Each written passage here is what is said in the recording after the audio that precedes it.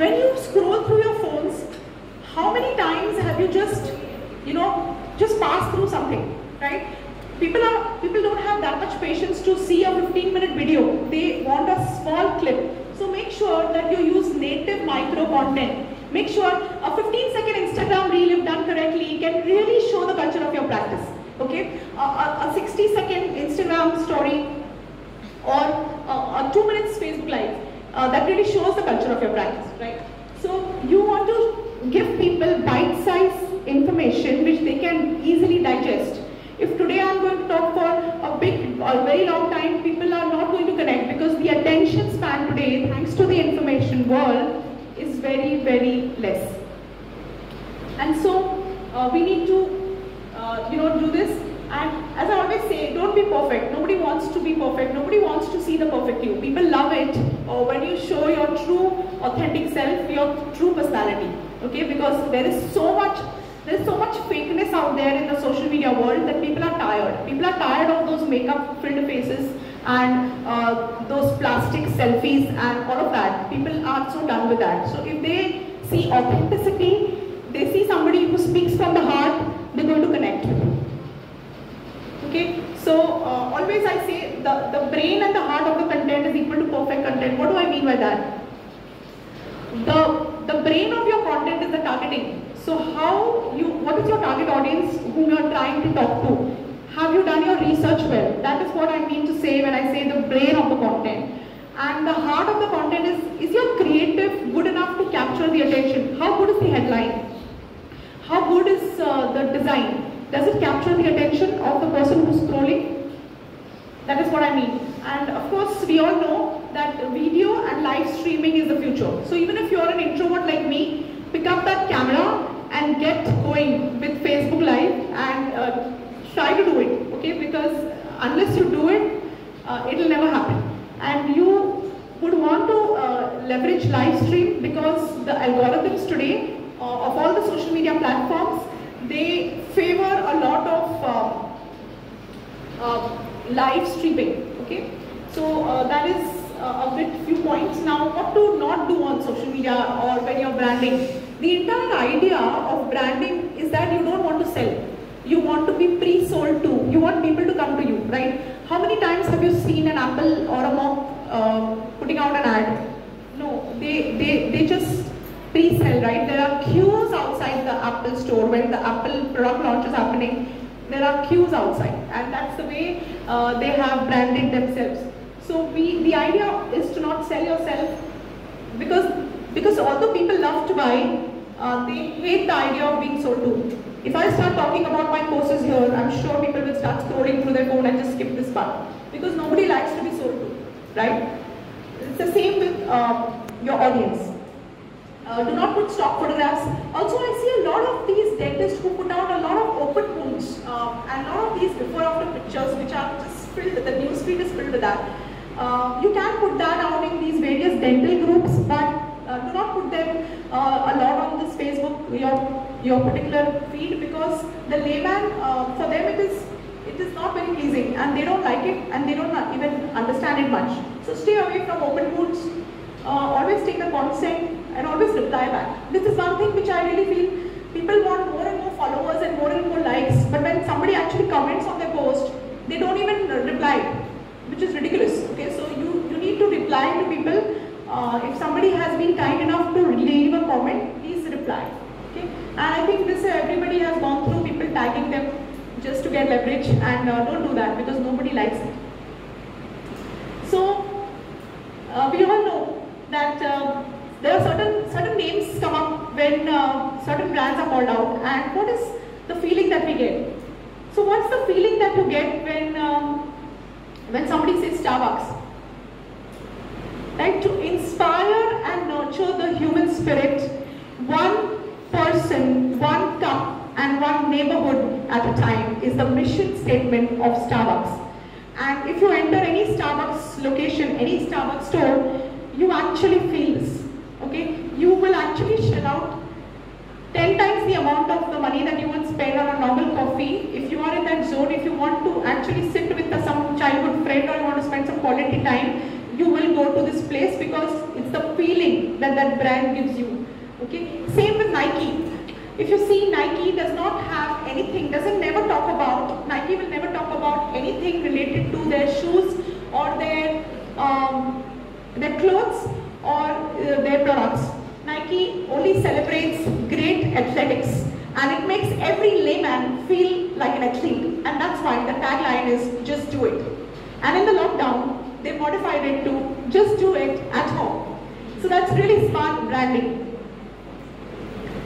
So we do this at length in the workshop, but just to give you a gist about how to begin this journey. Okay. So when you want to be known for something, you first need to understand what you are good at, what you like, and what is it that you want to be known for. So you write the niche, the sub-niche and micro-niche. Now what do I mean when I say these things?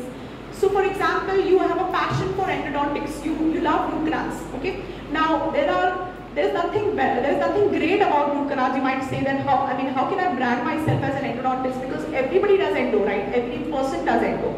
So you might be a person who does endo in your area. A lot of people will be using rotary, I'm sure. But how many people are using a microscope? Can you brand yourself like a micro dentist? Well, these days a lot of people are using microscope. So then you go and micro niche it down further. You probably become the only micro endodontist who is doing sedation dentistry and who gives a complete painless experience to their patients. And I think Dr. Rajiv Verma sir also talks at length in his Design Your workshop on this topic. And this is something which he has given advice to a lot of people, and there are living examples of people who have followed this formula and who have got the success. So if I say Dr. Akash Akinwar, mobile dental photography, the only name which comes is Dr. Akash Akinwar. If I talk about implants, the first name which comes in my mind is Dr. Komal. So because these people have constantly associated themselves by putting out content and by being associated with those things, and that's how they have branded themselves, right? So you can, once you know what you like, you can do this. It doesn't mean you don't do other things in dentistry, you do it. Also, it is not necessary that you can only brand yourself in a service. You could also use it in a different manner. So you could be the most friendly or the most convenient dentist. So maybe you are open on Sundays also. Or the most friendly dentist. You are always a call away. You could be the most pain-free dentist. You might have everything which is giving a pain-free experience. Okay. So it's not that necessary that you will have to niche down on a service. Just understand what you are good at. Maybe you are a very good communicator. Maybe you are excellent in relationships. So then you could be the dentist you can speak to. You can brand yourself that way. The dentist you can speak to, right? So you just have to use this, and this particular formula works in any profession. Whether you are a dentist or whether you are, a dentist who has a different passion. This is what the Blue Ocean strategy is, and I personally use this. So when I started talking, when I didn't know anything, it happened by default, but there were a lot of people in the space who were talking on practice management and business part of management. But there was nobody who was talking on social media. And so I directly went in a micro niche and I started talking on social media. And I applied the Blue Ocean strategy, and that's why I could be associated with it. So this can be applied in any field, and it gives a result. Okay, so this is the way you can do it. You need to have a USP, because there's so much competition out there that when you go out in the world, you definitely need to have some kind of USP for yourself, your personal brand, and your practice. Now you tell me, how will you figure it out? Suppose you've been into practice for a long time, then you go and check out what are the top 3 services in your clinic. What is that 20% which is giving you 80% of your result or your income? Okay, so this is the Pareto principle, which I am sure a lot of you people know. It applies in everything in life. Okay, so everything doesn't matter equally. There is, in every field, there is a top 20% which will give you 80% of the result. Okay, and your job is to figure out what that top 20% is, and which will move the needle for you is in your practice or in anything that you're trying to do. Okay. So once you figure out, once you analyze your patient numbers and your services, then you come to know what is that top 20%, and then you need to double down on that. So a lot of marketing begins with research. You need to understand who's your target audience, what is already working, and then what you need to double down on. Also, this applies to your personal life, right? What are you already good at? What is the thing which you already have a passion for? What are your friends saying about you? You might already be a good communicator. So if you go and take it to a next level by getting professional with it, the chances of success are obviously way higher than someone who's not good at it. So maximize your skills, your strength, rather than working on your weaknesses. You can always outsource your weaknesses, okay? And the world is very easy now because a lot of things can be outsourced. There are a lot of sites like Fiverr and Upwork where you get people to do things for you at a very nominal rate, and you can easily outsource that, okay? So you need to do a personal SWOT analysis for your own self as a person and understand what is your key strength. Are you a numbers person? Do you enjoy the business part? Or are you a clinical person? You just like working on patients? Then maybe you could outsource or train somebody to work with the business part of it. So, and that is where most of the people are going wrong. Okay, they try to learn everything and then obviously they fail miserably. You need to focus on your strengths and convert them into your unique USP.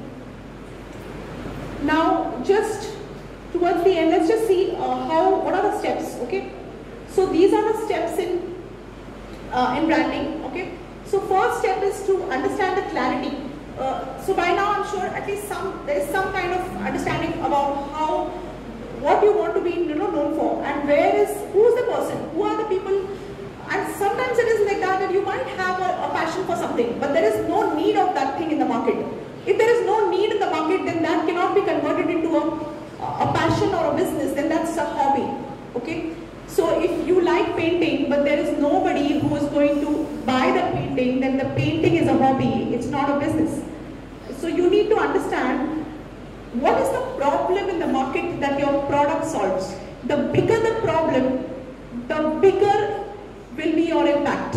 So when the Uber came into the market, they solved the pain point of the people. Today when I came in the morning,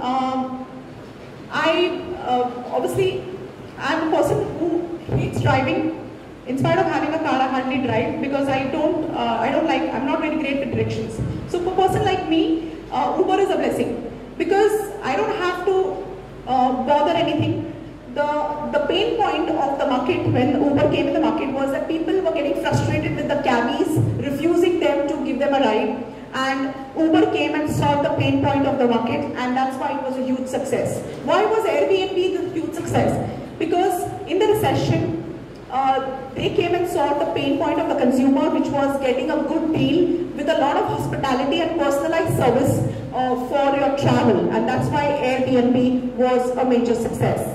Why is Facebook a huge success?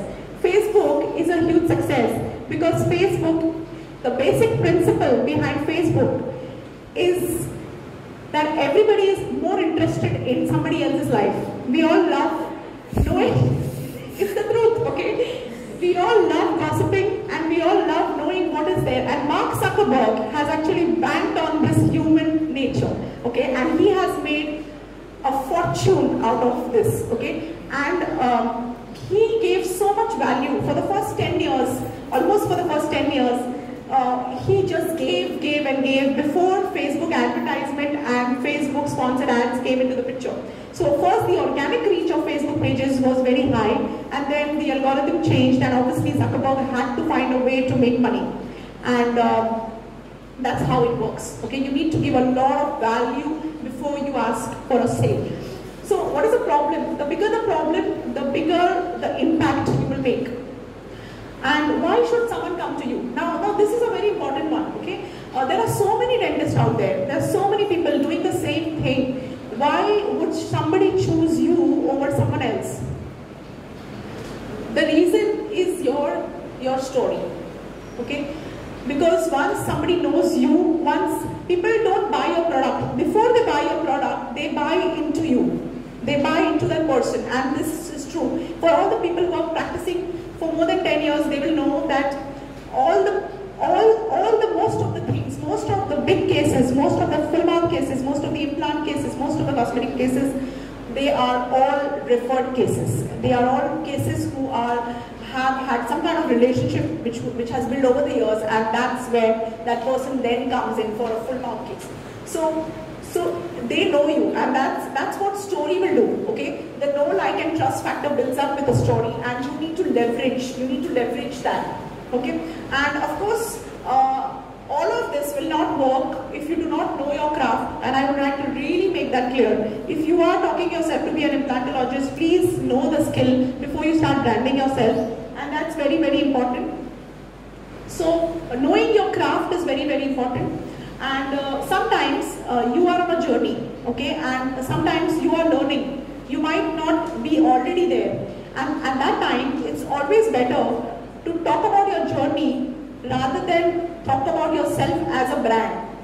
Okay, so do not call yourself a brand before you are one, because the day you become a brand, people will tell you. You don't have to go and shout at someone. Okay, so that was probably my biggest learning, that you don't have to put your logo everywhere. Okay, there will come a time when there is no need for that. And that happens when you add enough value to the world, and you give back to the world, and you share your story. Okay. Now, once you know all of this, how do you start communicating? Because if you do not communicate, obviously it's not enough to know. You need to communicate that. And as I already discussed, why is social media now very important? Because thanks to COVID, the channels have changed, and so you need to understand which platform you are going to go to. So what is your style? Are you a person who writes very well? Are you good with the written word? Or are you somebody who is very good with video? Or are you a shy introvert who would rather record a voice and make a podcast? Okay, or start something wherein you add value. You don't want to show your face, and that's fine. As long as you choose your platform and you can bring out your story and add value to the world, no matter what the medium is. So it could be a blog, it could be a video, it could be, so if it's a blog, if it's a written word, it will be a blog. If it's a video, it would be a YouTube or a Facebook Live. If it's just a voice without the face, then it could be a podcast. And trust me, I know a lot of people who have made it very big by leveraging this. Okay, and if any of you is interested in doing this, because you are all young people, and I'm sure all of you are using the social media to bring an impact. There is a book called Crushing It by Gary Vee, and if you really want to see the journeys of people who have actually used this formula to make it, okay, you will be amazed to read about the journeys. It is a book about all the journeys of people who have used and leveraged social media to make themselves the biggest brands. Okay. So if anybody is interested, go read that book. I really benefited a lot when I read that book around 3 years ago. And lastly, we all know that we hear lectures like this, we get motivated, we go and make a lot of Facebook posts, 1 day, 2 days, and then finished. It's over. Okay, nobody does it. So the key is to stay consistent. If you can stay consistent long enough, then obviously it starts working. So step number 4 is one of the most important steps, and if you do all the 3 steps and you're not consistent with the consistency, then it definitely is not going to work for you. So that was the journey, the steps, okay, and this actually applies to any field. Now, as I said, right, everything you have been through is a part of your story and makes you unique, okay? And this is where I said that why do people come to you? It's because of your story, your unique story. And your story is actually what is your biggest failure in life and what is your biggest success, and how you got from your biggest failure to your biggest success. Who was that person who helped you? Was it a parent? Was it a mentor? Was it a teacher? Was it some motivational book you read, or was it your own self? Whoever is that person, that's the hero of your story. And